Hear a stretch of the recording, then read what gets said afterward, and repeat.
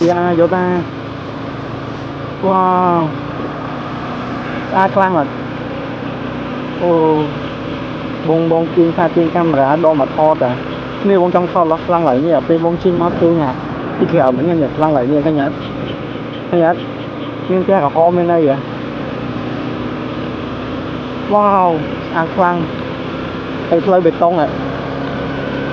Phơi phơi bia sẽ ôm lâu bê tông mà lọt vào đảo.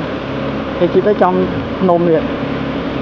Ồ, em bây giờ đấy.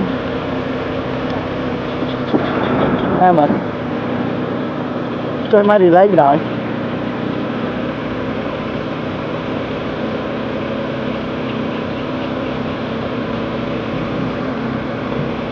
Wow, so cool.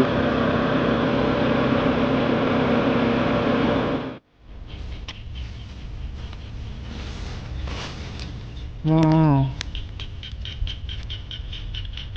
បងប្អូននេះទេសភាពវាស្អាតនេះជុំវិញសិតព្រៃភ្នំតែថ្ងៃហ្នឹងដកកាមេរ៉ាយកមកថត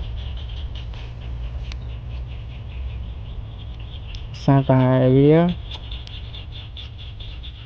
ស្អាតខ្លាំង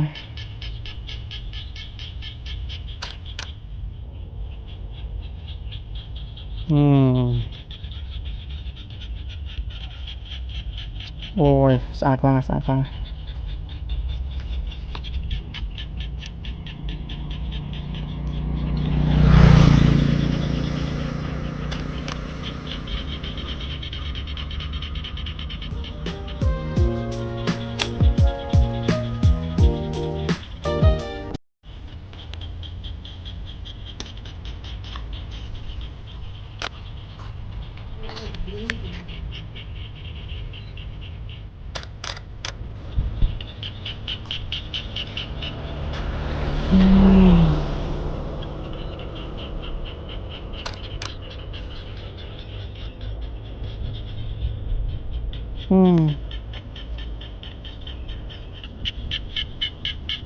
Wow, oh my god, so cool.